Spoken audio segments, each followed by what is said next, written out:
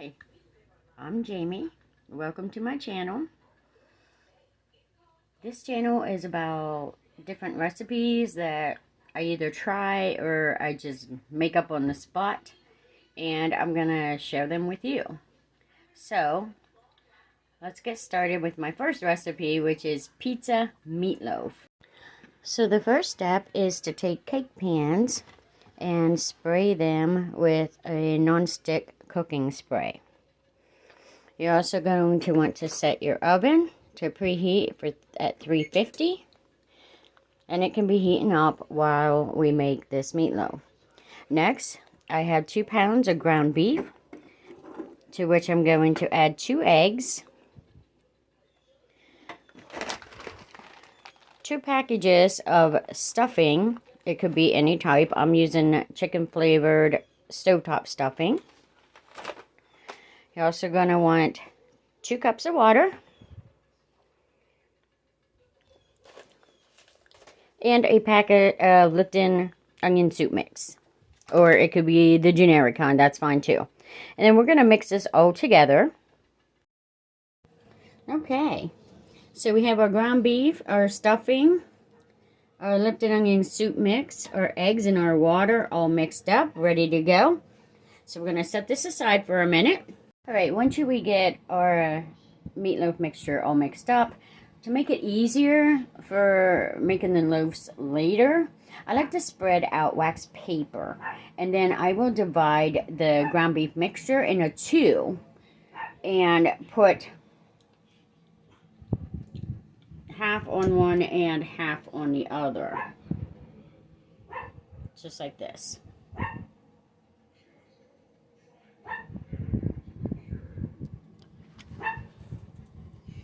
And then at this point is when we're going to start flattening it out to make our pizza. Alright, we're going to start with 1 loaf at a time here.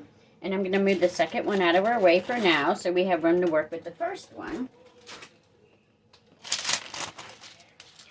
And basically all you're going to do here is flatten it out almost like you would do if you were having pizza dough. So you're going to flatten this. You want to make sure it's tucked together as best as possible because we don't want to lose any consistency in the baking. So I'm just going to kind of press it all together here. And then I'm going to spread it out just like I would a dough. Now, what you're going to want here, since we're making a log, what you're going to want is something longer than it is wide. That way it will actually form like a meatloaf. Meatloafs are, generally speaking, traditionally, are formed as a log. So we're going to flatten this out, making sure that it's not as wide as it is long. You have to hold on to your wax paper just to keep it from moving a bit.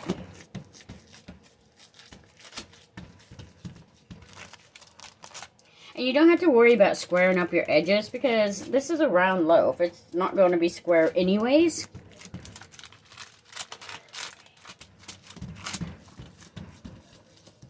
Alright, that looks about right. You don't want to go much thinner than this or it will not hold together. So I would say that's probably, what, a good ½ inch maybe?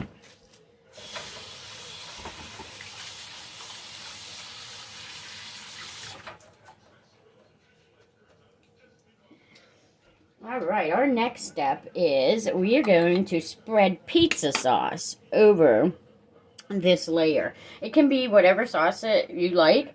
If you're not a big fan of pizza sauce, you can use a marinara and season it yourself if you want. Now, I do both. I use a pizza sauce, but I also do my own seasoning. So I'm just going to spread this. We want to go straight out to the edges with this.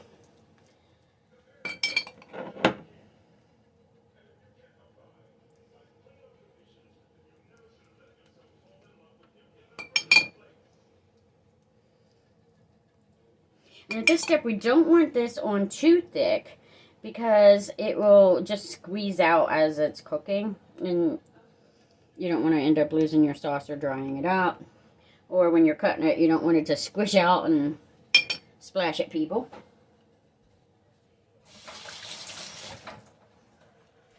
I do add seasonings, and mine's just a sprinkle that I do, and this is only personal preference. If you have a really good pizza sauce or a marinara sauce that you like, and you like the flavor just as it is, you do not have to add any seasonings. This is just what I prefer. So I have some minced garlic and extra olive oil that I like to sprinkle on top because I'm a big fan of garlic, and you know, as I produce more videos, you're going to see that I use garlic in a lot of stuff. I am a huge fan of garlic. It does, you know, it's heart healthy. It's got a good flavor. It's got a good aroma. You just can't go wrong with garlic, in my opinion. Although for medical reasons, there are some people that aren't supposed to have it. So, you know, you do want to limit that. Alright, now I'm just going to do a sprinkle of all my seasonings. I have some salt. I have some pepper.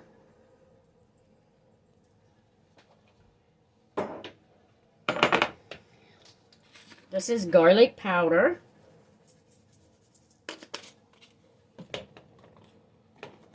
Then I have an onion powder.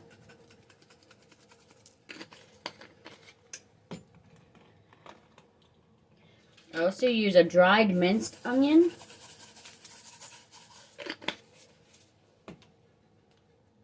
And a little bit of oregano. And a little bit of parsley, just to have that fresh green in there. I love the color of the green on the red sauce. Okay, and that's it for the base. Now it's time to start layering. So, we are going to start with pepperoni slices. And this actually goes by preference. I love pepperoni. I know it's not healthy for you, but I like it anyways. So I typically add a lot of pepperoni to my casseroles. But what you're going to do is just, or my casseroles, yeah. My meatloaf, sorry about that. You're just going to start layering pepperoni slices. And you're going to go the whole length, just like you're making a pizza, except instead of having a pizza crust, you are using ground beef as your crust.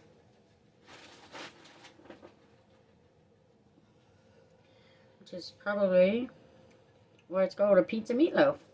And honestly, I made this one day, and I don't remember. I thought I made it up, but it could be somebody's recipe. So, if you've seen this recipe or you know this recipe, let me know. I'll give credit where credit is due. I just remember waking up one day and thinking, I want a pizza, but I have no pizza crust. What can I do? And this is what I came up with. Which I like to do a lot of. Just pick out random stuff and make random dishes. So if you're going to follow my channel, you're going to see all kinds of random stuff I come up with. And so far, I've done pretty good. I've only made, I think, maybe one dish that wasn't all that great. Alright, so you have your pepperoni layered on there. The next thing we want to do is top this whole thing with mozzarella.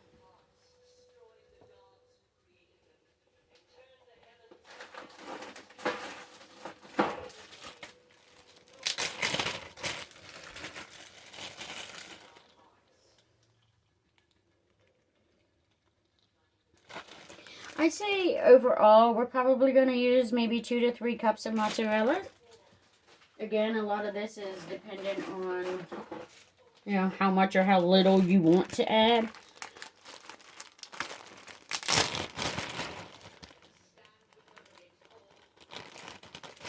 Alright, now this is where you'll see where this wax paper comes in handy. So what we're going to do is start at one end, and we're going to start rolling this. Just flatten it out a little bit, make sure everything's sticking together. And as you go, you're going to peel back the wax paper. You're going to try to roll this as tight as you can without losing your ingredients in the middle.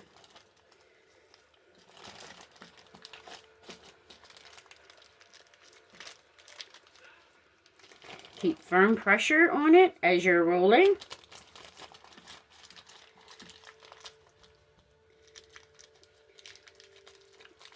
Basically, you're pressing it all together just to make sure it's going to hold.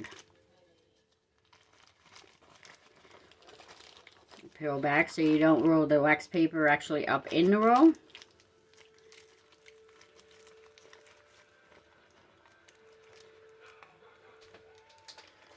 Like I just did there.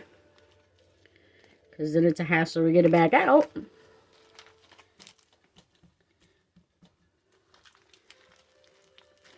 And you just keep pressing and rolling until you reach the end.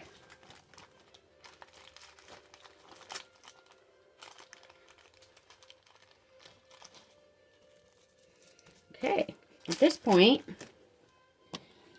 you want to kind of flatten these ends together to try to hold everything together.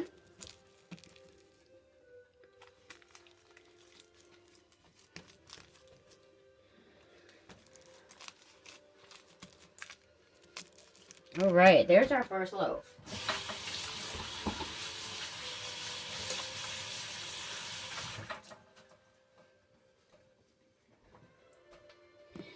And so we are just going to plop this into one of our pans that we prepared earlier with the cooking spray. And actually this wax paper helps with that. You just pick the whole thing up, set it in, kind of lean it to one side and start pulling the paper out from underneath.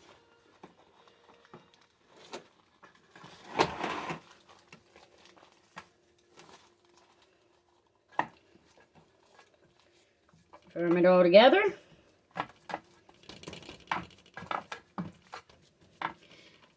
And throw the wax paper away.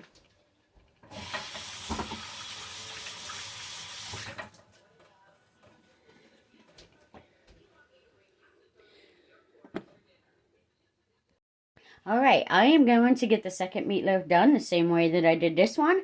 And then we'll be ready to throw these in the oven. We're going to bake them at 350 for 30 minutes. So, I'll be right back. At this point, I have both my loaves ready to go into the oven. And so I'm just going to pop them in. It's a preheated oven at 350 degrees. We're going to let these go for 30 minutes. And then I will come back and we'll go to the next step. See you in a little bit. So I am putting these in the middle, on the middle oven rack.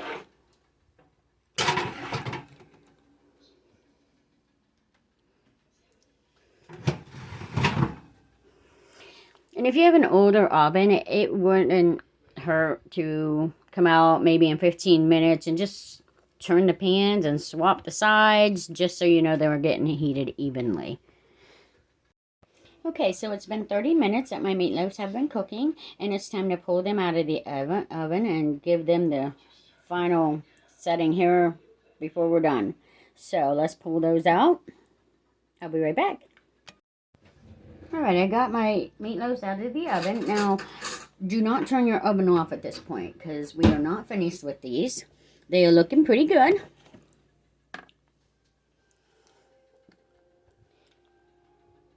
So now we're just going to top these.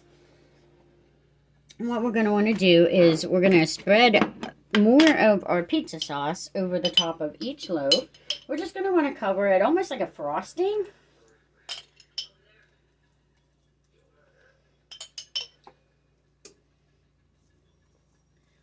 And spread it down the sides.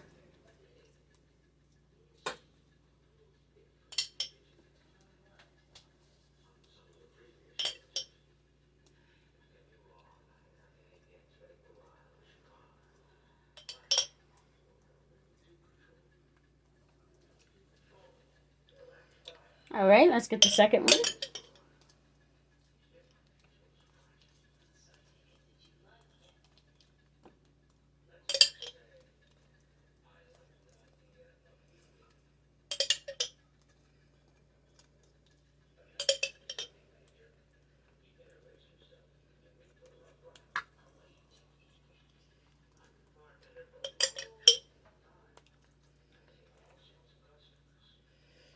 Now, I vary the pizza sauce that I use,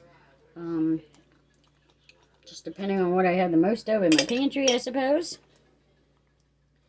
But for doing 2 of these loaves, of course, if you're only doing 1, you're going to half all the ingredients that I told you about earlier. But for this, to do 2 of them, I am using 1 14-ounce jar of pizza sauce. And it pretty much takes the entire 14-ounce jar. Probably hear me in the background scraping the edges here to get enough to finish covering this. Alright, once you have that done,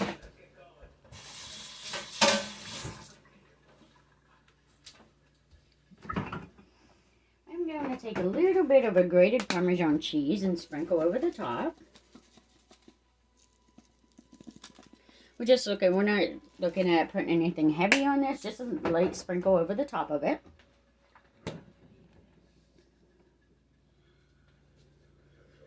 And then we're going to take some of our original 2 to 3 cups of mozzarella, and we're going to sprinkle that over the top as well.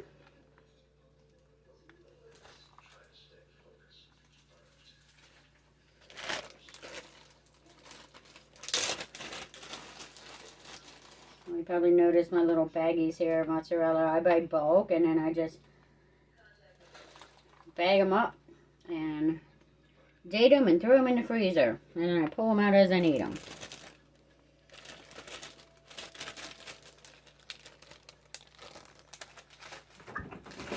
Alright, next we're going to go back to our sliced pepperoni.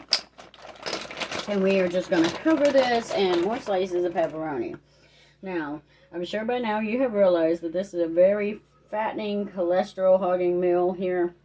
So, I do only tend to make this once or twice a year. It is not the healthiest meal to make. It's very good, but, you know, most things that are very good are not all that healthy for you.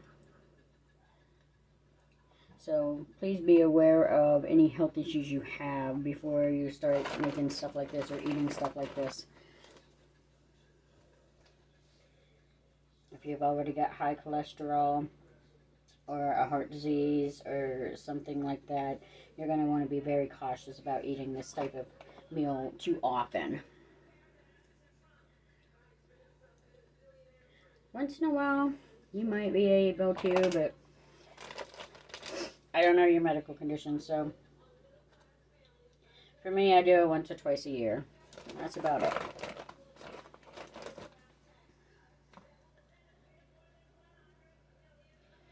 So after we get these layered, we are going to throw them back into that preheated oven, the 350 that we baked them on to begin with.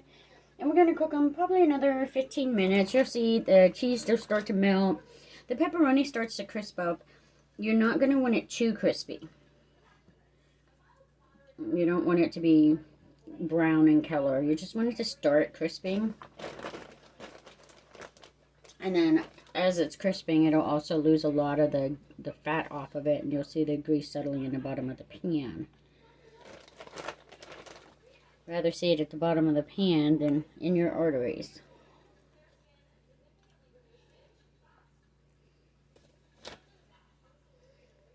Okay. Finish up this last one here. Now when we put this back in the oven, basically the meatloaves are pretty much cooked at this point. They might need another minute or two. Up to, I'd say, 10 minutes. But this will finish cooking it as well. But what we're basically looking for is just to get that, all this cheese melted and the crisp pepperoni. So when we put these back in the oven, we are going to put them on the top shelf this time.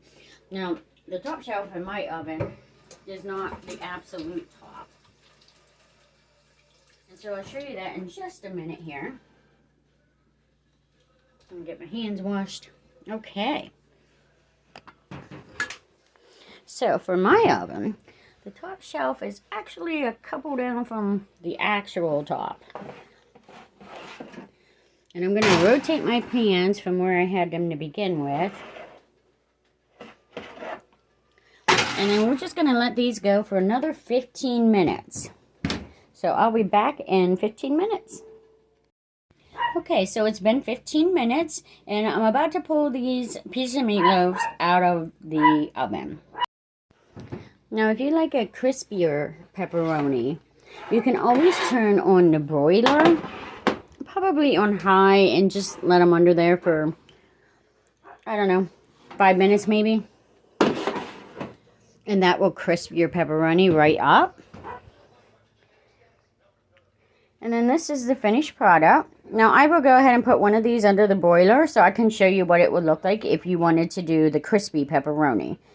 So I'm going to put this on high broil for about 3 to 5 minutes. Okay, so it's been about 3 minutes that I've had one of the pizza meatloaves under the broiler on high. And I'm about ready to pull that out, and we'll show you what it looks like then.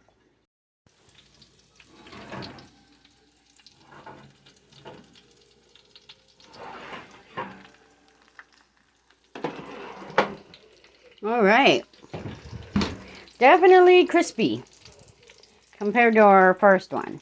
So again, it's just a personal preference whether you want to crisp up your pepperoni, and you will see some of the cheese that fell off of the meatloaf has burnt to the bottom. Make sure when you're getting ready to serve that you do not scrape that up. Nobody wants burnt cheese.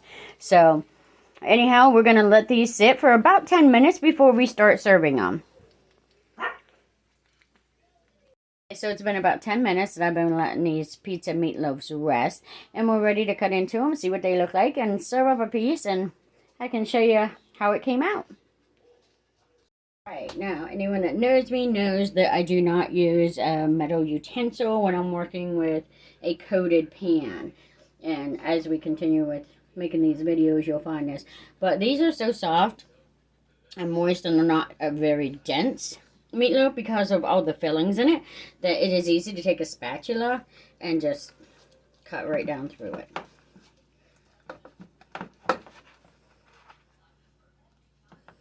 And if you lose any of the pepperoni on the way, you just pick them up and put them right back on.